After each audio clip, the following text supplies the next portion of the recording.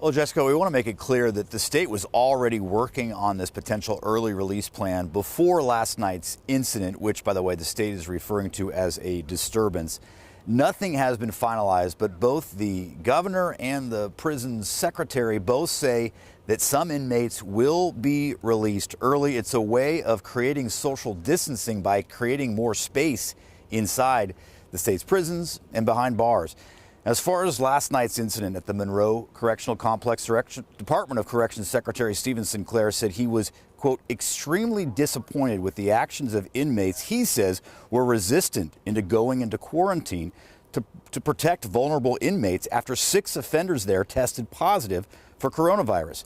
Sinclair said 50 or so broke quarantine and went out to the recreation yard where they vandalized equipment. No one was injured, but the staff did have to use pepper spray.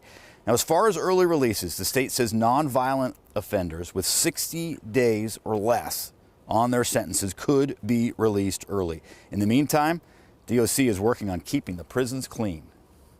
We've implemented a number of strategies within this system, and that includes active screening for all individuals that come into the system. So everybody reporting to work, they'll go through the screening questionnaire, have their temperature checked, and be cleared to come into the workplace. Weeks ago, we had stopped all visiting.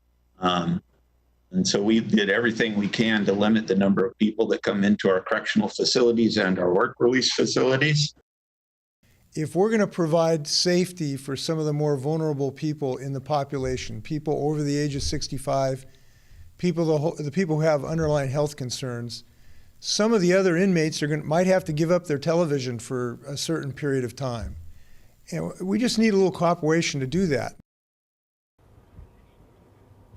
The governor says we should expect an announcement on these early releases within the next couple of days. It really sounds like they're just finalizing exactly who and when they will be released. Some of the other ideas that they have talked about, using empty isolation cells or solitary confinement cells to isolate people, at least temporarily.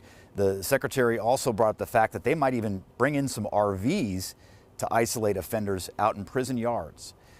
Live at the Capitol in Olympia, Drew Mickelson, King 5 News.